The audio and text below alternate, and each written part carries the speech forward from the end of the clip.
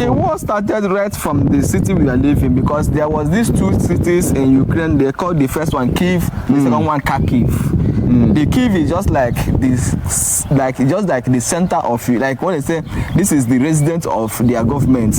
Like when you come to Nigeria, you say Abuja is our head. Then why the Kharkiv is at Lagos, and these are two big cities, and that is the target of Russia when it comes to the war. So they were bombing the Kyiv and also bombing the Kharkiv. Wow. So it was not an easy journey. It was like a nightmare, right? Yeah, it was not an easy journey, because I remember that we were sleeping we were sleeping on the underground for weeks. Ojemba Africa, telling our stories by ourselves. If you're watching us for the first time, this is Ojemba Africa, where we tell our stories by ourselves.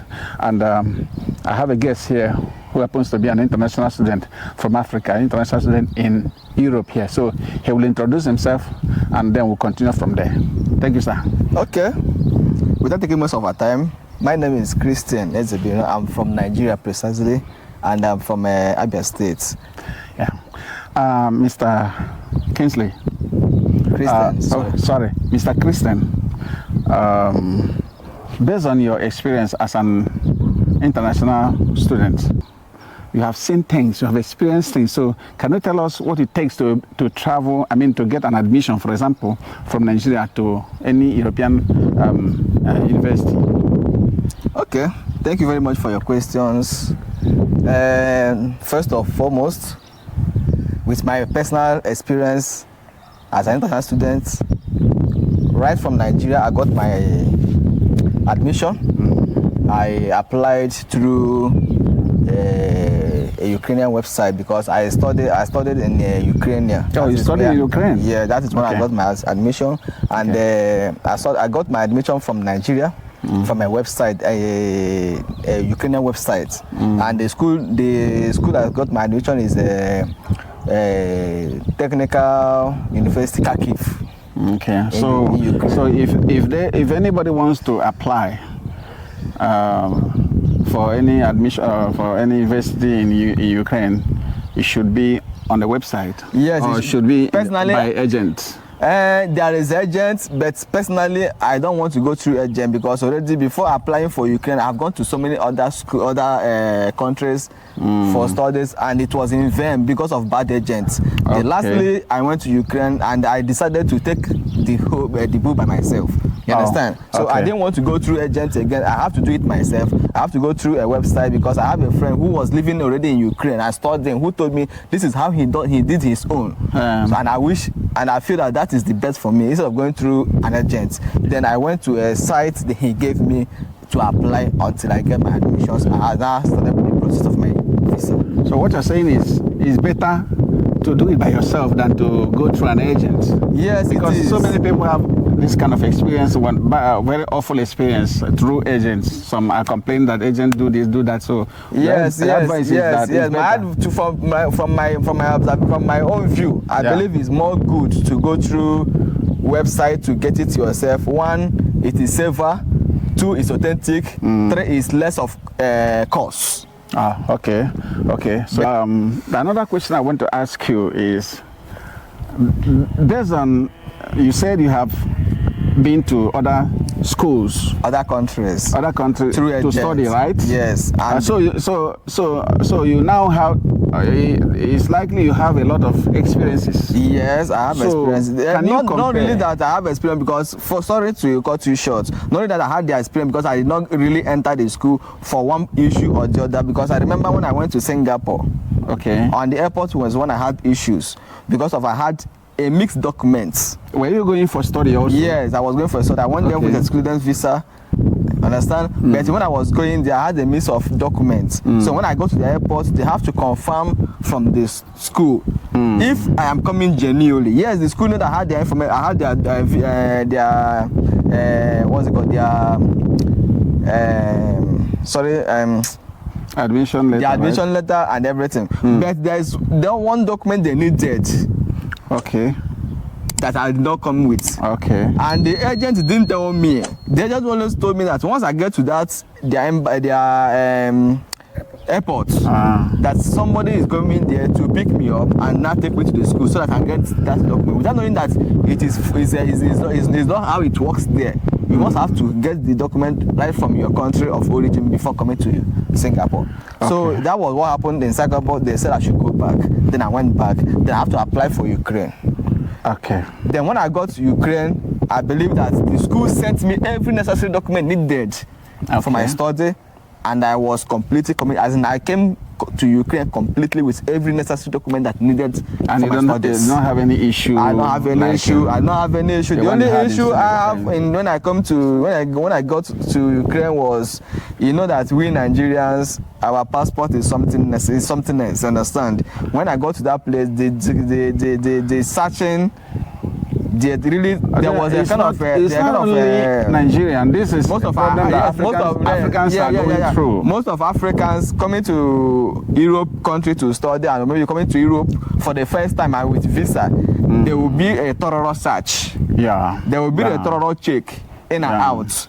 Yeah. That is one of the things that you see in the airports. They will keep you aside and give you a thorough search to check if you are coming with the full documents. As an international student in Ukraine, did you face any difficulty while studying there? Yes, I faced so many difficulties. So what are the difficulties that you face? But my audience will want to know so that they will learn from you. Number one challenge is language. Okay. That's number one challenge.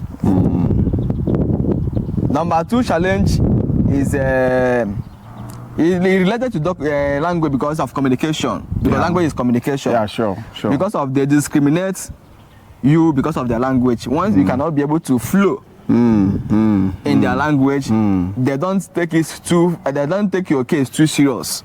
Maybe when it comes in terms of registration and others, people you need to meet and everything, you need to look for somebody who will help you for interpretations. Okay. That's number one. So communication is one of the problems if you are coming to study as an international student, if you are coming to study in a country that doesn't speak English. Okay.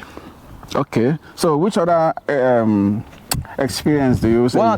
Second experience is where I was living.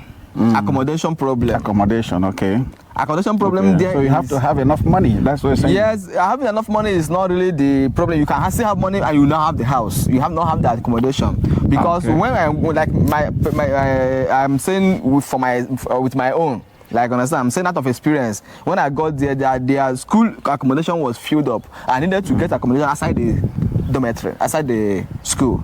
Understand? Okay. So it was not really easy. I have the money to pay because there was no house. There was nobody to tell me or to get me the house. So I have to look for a way to get accommodation, and it was not really as easy as I thought. Okay, you said it was in Ukraine. Yes. So before the war started, you were there. Yes, I was there before the war. How did this war affect you personally? As a student. It affected me in so many ways. One, I'm not supposed to be somebody in Europe without a document because already I've paid for my school fees, I've paid for my fees in school, and which is my right, ID. And which is my right to obtain my residence as an international student in Ukraine after 4 or 5 months. But before I could obtain my document and the war came up, so and I have to run for my life. So you escaped the war? Yes, I escaped the war because you were there. Yes, I was there. Did you somehow witness this war? Like, was it at any point you feel that the war is coming closer to you? The war started right from the city we are living because there was these 2 cities in Ukraine. They called the first one Kyiv, the second one Kharkiv. The Kyiv is just like this, just like the center of you. Like when they say this is the residence of their government. Like when you come to Nigeria, you say Abuja is our head. Then why the Kharkiv is Lagos, and these are 2 big cities, and that is the target of Russia when it comes to the war. So they were bombing the Kyiv and also bombing the Kharkiv. Wow. So it was not an easy journey. It was like a nightmare, right? It was not an easy journey because I remember that we were sleeping we were sleeping on the underground for weeks. Wow. We slept on the underground for weeks. Bad. So what is the advice that you give to upcoming students who wants to come and study abroad?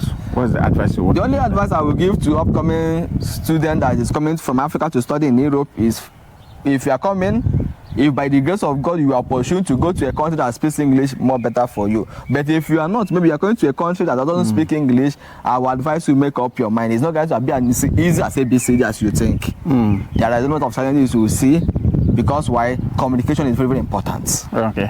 But if you compare Africa and Europe in terms of studying, what can you say about the two? Yes, it is quite different. Studying in Africa, you get it more, as in you understand the teaching more than here in Europe. In Africa? Yes. Oh, really? Yes, because here, like I'm saying, no, because of the language, that is the problem I'm having. You hardly communicate with people and understand what they are saying, both the teachers. Yes, they might speak English, but not really with the like the way you understand it. They don't speak fluently because it's not like the language. Yes, it's a broad language, and they hide it. It's difficult for them to speak.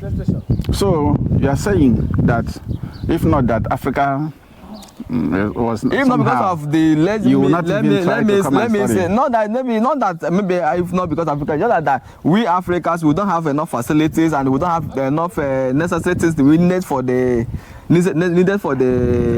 studies and everything. When it comes to practical aspect of it, you understand? But I believe here now the practical. No, say it again. I don't know. When it comes to, I said it's not as easy in Africa than here, because of the when it comes to the practical aspect of it, the things that are necessary that we need to learn. When like me that study technicals, you understand?